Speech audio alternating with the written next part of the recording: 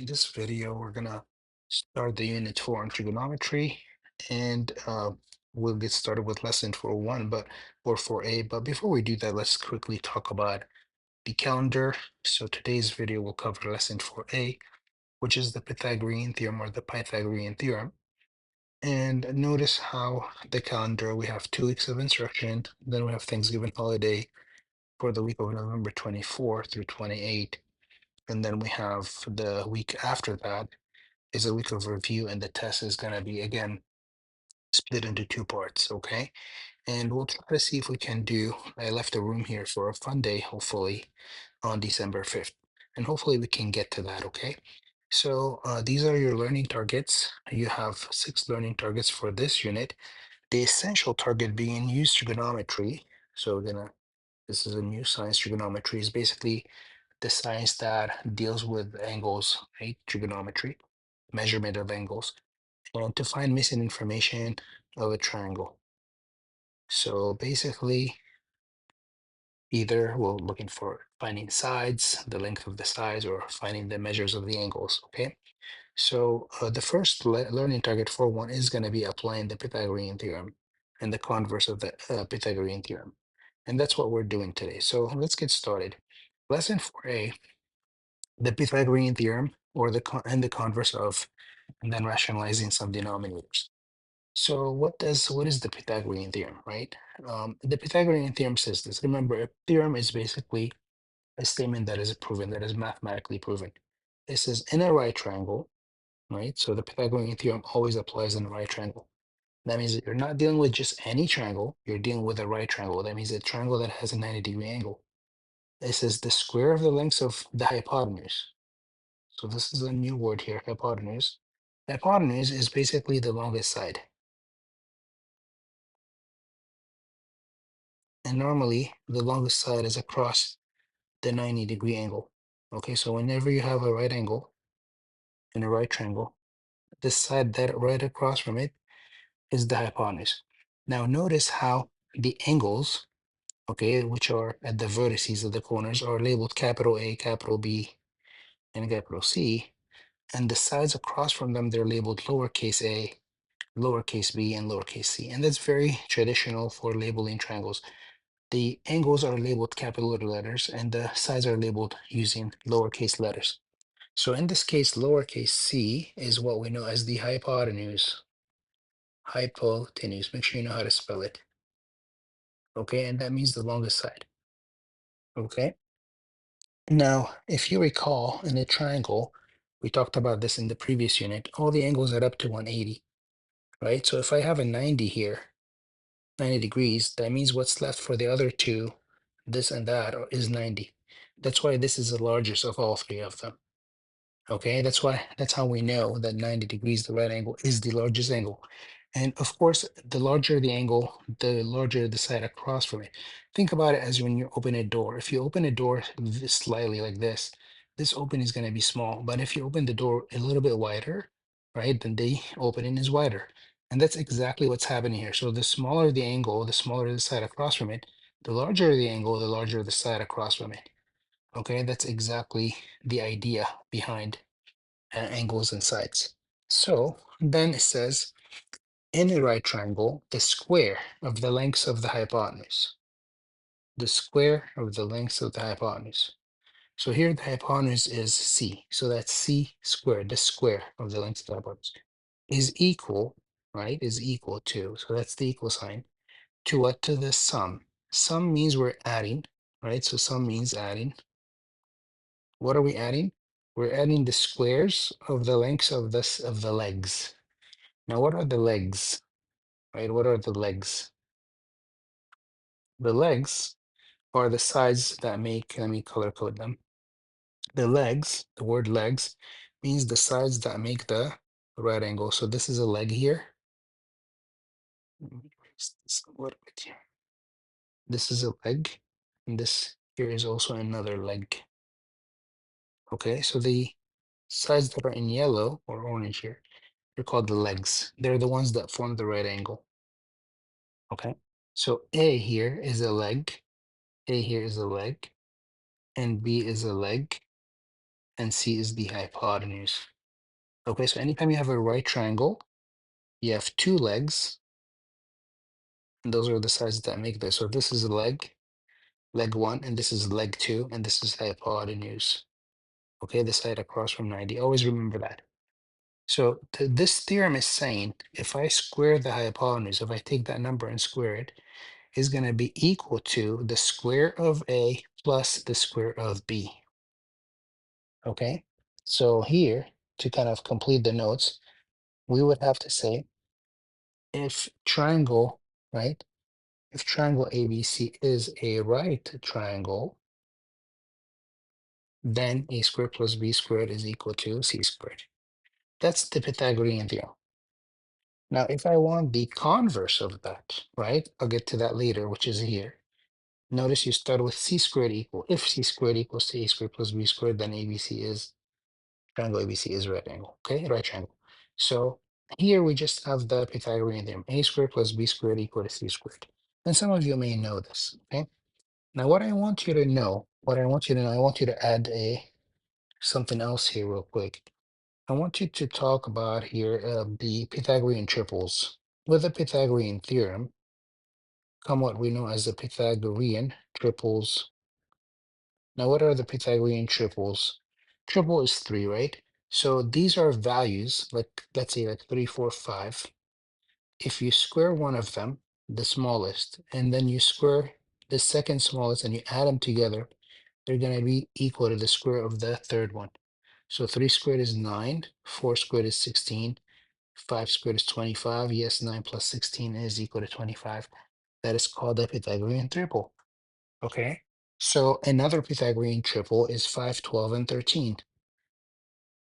Okay, and those are the lengths of the sides and so basically this 5 would be a leg, this 12 would be another leg, the length of the leg, and the 13 would be the highest value is always the hypotenuse. Okay.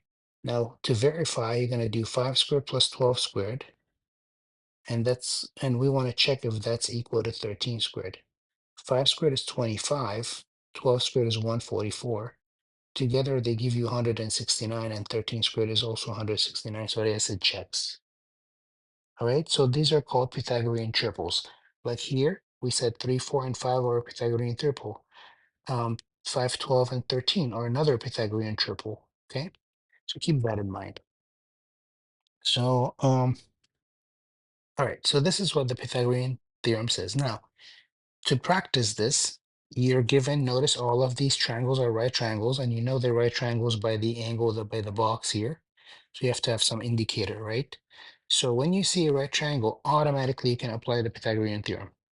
So what does the Pythagorean theorem says? It says leg squared plus leg squared equals hypotenuse squared. It says leg squared plus legs squared equals what? The hypotenuse squared, right? Leg, what? Those are the legs. This is a leg here. Let me color code them.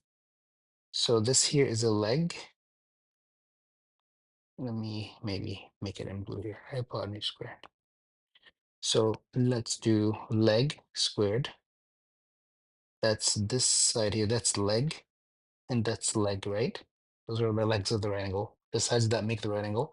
And this here in blue is the one that is the hypotenuse, the longest side, the one across from 90, right? So we're gonna do x squared. So formula-wise, we get x squared plus 4 squared should be equal to 6 squared, right? Always you do leg squared plus leg squared equals hypotenuse squared, okay? So x squared is x squared, 4 squared is 16, 6 squared is 36, and then you subtract 16 from both sides, you get x squared is equal to 20. Now, how do you go from x squared to x? Because you're looking to find x, you don't want x squared, you want just x. Normally, to go from x squared to x, we would say plus or minus the square root of 20. Normally, we say that. So we take the square root of both sides. We take the square root of x squared, it becomes x. We take the square root of 20, okay? But because x is a length, right, is the length of the side, it cannot be negative. It's a distance. So we only take what? We're only going to take the positive square root of 20. Okay, so we say square root of 20. That's the answer. Now, how do I do the square root of 20? So here is where you're going to do on the side. You're going to take 20. and you're gonna break it into its prime factors. Say 2 and 10. You circle the 2, you cannot break it anymore. 10 is 2 and 5. You cannot break the 2 anymore. You cannot break the 5 anymore. So technically 20 is 2 times 2 times 5. And here, your square root of 20 is the same as saying square root of what? 2 times 2 times 5. Now, to help us understand the square root is it means what number do you multiply by itself to get that? Which also means that if you have the same number twice, you can get them outside of the square root as 1. So every two twos inside the square root become 1, 2 on the outside. So these two twos become 1, 2 on the outside. So this becomes 2 on the outside, and then square root of 5. And 5 is by itself. You cannot get it out of the square root. So it stays. Okay, so this is basically the procedure. I'm going to do one more question. I'm going to do part B, and then you'll pause, try part C on your own, and then see if your answer matches mine. So for part B, same idea.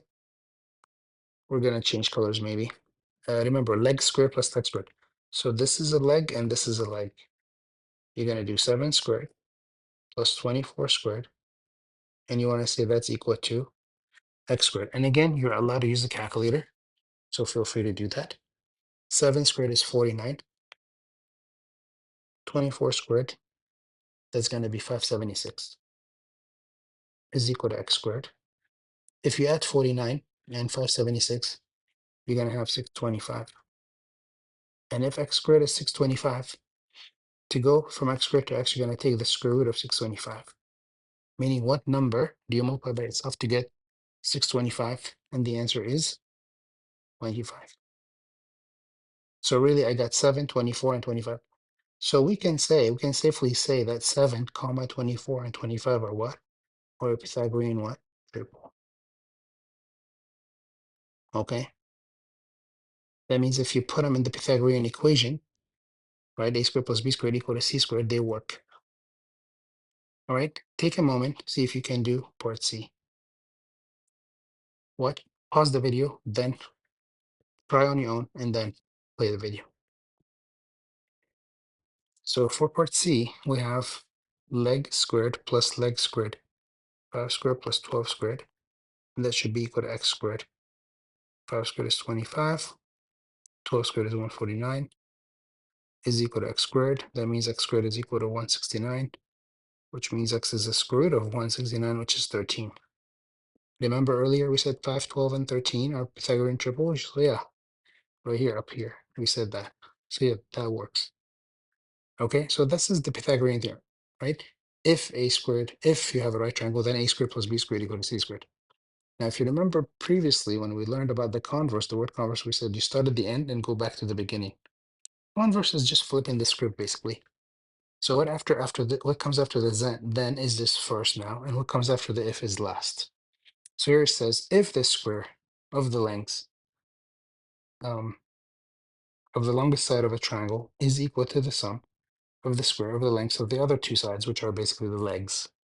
When they say the other two sides, that means the legs, right? But here we cannot say the legs because we don't know. Normally we say legs of a right angle. Then the triangle is what? A right triangle. And then if c squared equals to a squared plus b squared, then triangle ABC is what? Is a right triangle. Okay? So that's basically what we're saying, right? We're saying if, right, a squared plus b squared equals to c squared, then this triangle that I have is what? Is a right triangle. Let's say here A, B, and C. Then, we end up with having this being 90 degrees. All right? So just think about it. So for now, it says write yes for sides that form right triangles and no for sides that do not form right triangles. Prove that each answer is correct. So for us to make sure that if these form right triangles or not, we have to apply the Pythagorean theorem. Now, one thing in the Pythagorean theorem, when we say a squared plus b squared equal to c squared is always the larger number. So we're going to try to find if 7 squared plus 24 squared, is it equal to? Okay, so don't just put equal with a question mark. Is it equal to? Because we don't know that just yet. 7 squared is 49. 24 squared, we already did that earlier. 24 squared was 576. And is that equal to 25 squared, which is 625? Is 625 equal, still question mark. Is 625 equal to 625? Yes, it is. So it checks. So here you're going to say yes, because the left-hand side, right, matches the right-hand side. Okay. Now let's start 30, 40, and 45. So is 30 squared plus 40 squared? You always do the lowest two, right? Squared plus squared. Is that equal to, question mark, is that equal to 45 squared? Just make sure you put question mark. If you don't put a question mark, you're saying they are equal, which we don't know. You're seeing, you're checking if they're equal. 30 squared, 30 times 30 is 900. 40 squared is 1600. And 45 squared is 2025. 900 plus 1600, that's 2500. Is that equal to 2025? If the last piece, they're not equal to, you would say not equal to. So equals a slash, right? And you would say no. So these values, 30, 40, and 45, they do not make what? They do not make a right triangle. The previous values did make a right triangle, 724. So here with 724, I could make side, right side here, leg. I can make a 7. I can make 24, and that's a right angle. And then what? This would be 25 the hypotenuse.